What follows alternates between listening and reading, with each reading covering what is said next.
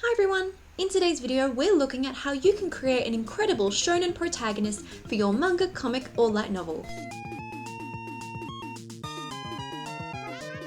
So let's take a look at how you can create an incredible shonen protagonist.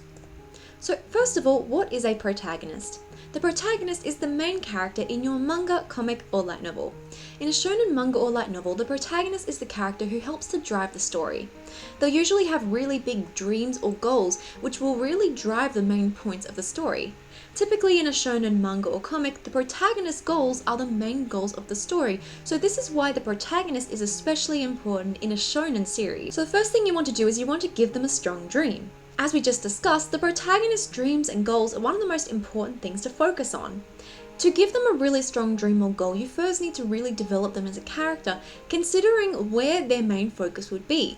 It can also be helpful to really look at your protagonist's backstory and consider events that may have influenced this dream or goal that they have. And also, one of the most important elements in a shonen is the characters working together to achieve the main goal. So even if this is just the protagonist's dream or goal, there will likely be other characters who help them along the way to reach this goal. So in that, it's also very important to know your protagonist's skills and ensure that the protagonist meets characters along the way who can help them to achieve this goal. So keep in mind that the protagonist does not need to do everything alone. They do not need to be a perfect character, and especially at the beginning of the story, I don't recommend creating a perfect character.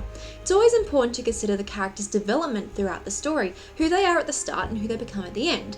In this as well, it's important that when you add characters to your shonen series, that those characters' skills work really well together with the protagonist's skills. For example, if the shonen protagonist had a dream of creating a manga, maybe they are a really good artist, but they're not so good at writing, so they would need to work with someone to write the story.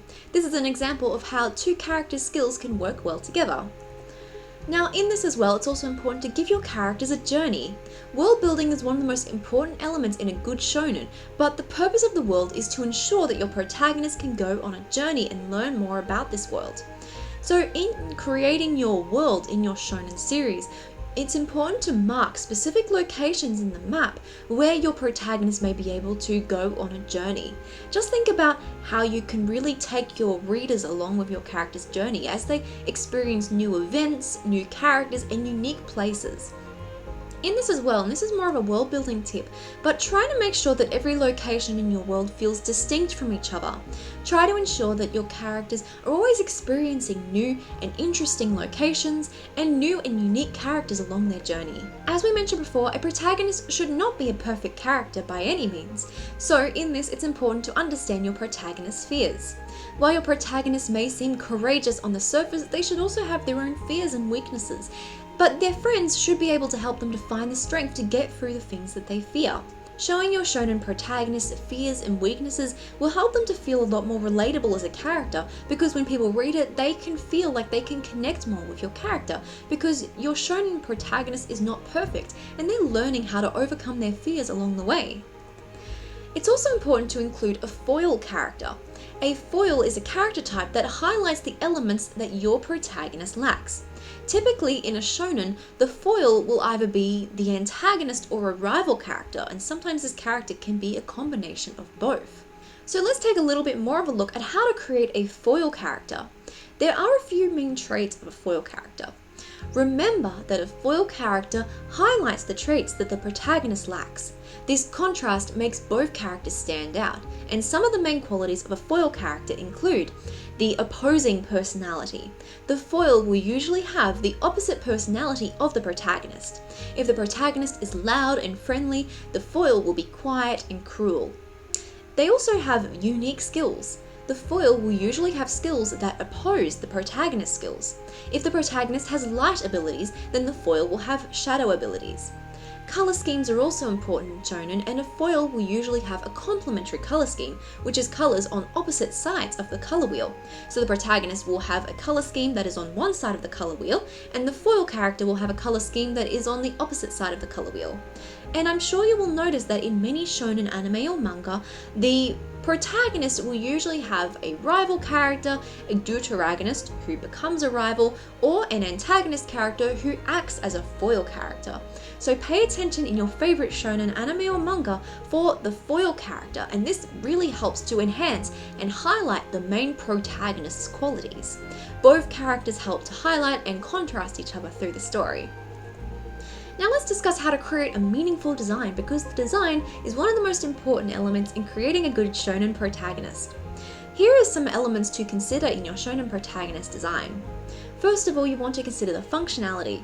A shonen design should both look good and have a purpose. Ensure that all parts of the design have sense and make meaning.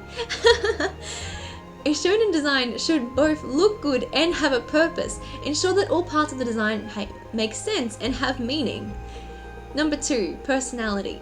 The character's personality reflects their design. Consider what they would wear based on their personality. This is why it's super important to develop your character's backstory first. Understand who your protagonist is and what they have experienced, because all of these elements will make up their personality, and in turn, their personality will determine how they dress and style themselves in the story.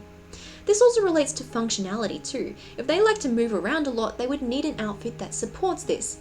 Ultimately, you want to be able to get a good idea of who your character is just from taking a glance at their outfit. And number 3, color scheme. Colors not only have certain psychological meanings, but they also have a bold effect when paired together. Let's take a look at how to use colors in design. So understanding the color wheel can help you to find colors that work well together. As we mentioned, complementary colors are on opposite sides of the color wheel. But if you want a more aesthetic look, you can choose colors in the same hue on the color wheel, like red and pink. You can also use triadic color schemes, which is colors in thirds on the color wheel. But as well as this, it's also important to understand psychological color meanings. You can apply these psychological color meanings into your character's design to give the design a sort of psychological feeling. For example, red means confidence, energy, or anger. Orange is creativity, happiness, and excitement. Yellow is happiness and friendship. Green is nature and peace. Blue is stability and calmness. Pink is romance and kindness. Purple is wealth and mystery. Black is authority, elegance, and power, and white is peace and innocence.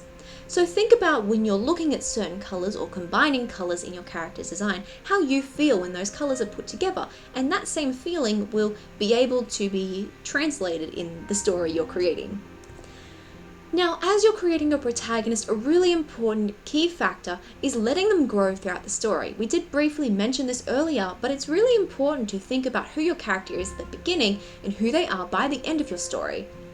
In this, I recommend creating character growth stages or character progression stages that your character needs to experience in order to get to the next point in your story.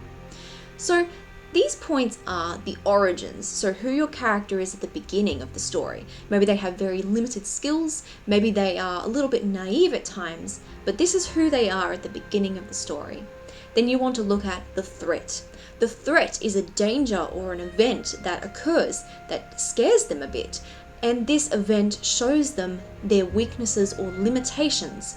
The threat is when they begin questioning their abilities and wondering if they can push themselves to go further and become stronger.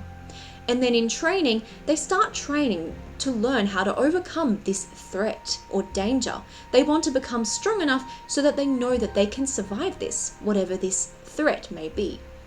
And then in failure, this is when the character fails in a terrible way. They believed that their training was going to be enough, but it wasn't enough, and they still made a mistake. And then in the Dark Night, this is using the term the Dark Night of the Soul, but in this particular part, this is when the character has failed and they're questioning themselves and wondering how things could have gone so wrong. But then in Hero Time, they suddenly have a spark of realization. They learn exactly what they need to do and they go through and they save the day. So this is an example of character progression. It's also very similar to using the hero's journey technique. And this is how you can sort of show character growth from the beginning to end of your story. But as well as this sort of growth template can be used in smaller parts of your story too. Your character may go through smaller growth stages like this in arcs in your story, for example, where they may face a threat, they train, they go through that failure, and then they rise again as the hero. So you really need to think about how you can apply this character progression technique to the characters you're creating in your story. Because the character growth and progression is one of the most important elements to creating a good shonen protagonist. Now, it's also important to keep in mind that this may change depending on the genres you're creating, but usually it will stay the same. Even if you're creating a shonen slice of life, for example, your character may still have these moments where they feel that failure, they train in a way. Training could be studying in a slice of life, for example, but then they fail in some way. They could fail a test. They have a dark night where they question where all their studying went to. But then in the hero time, maybe their friends help them and they can learn how to overcome this difficult challenge. So whatever it is, this growth template can apply in different genres, and I recommend checking out your favorite shonen anime or manga and considering how these character progression stages are shown in those series. So that is how you can create an incredible shonen protagonist in your manga, comic, or light novel. I really hope you enjoyed today's video. If you did, please share your thoughts in the comment section down below. Let me know more about what kind of shonen protagonist you're creating, because I would love to hear about it, and I'm sure other people would love to hear about it too. Again, thank you so much for watching. I hope you have an amazing day, and I'll see you in the next video. Bye!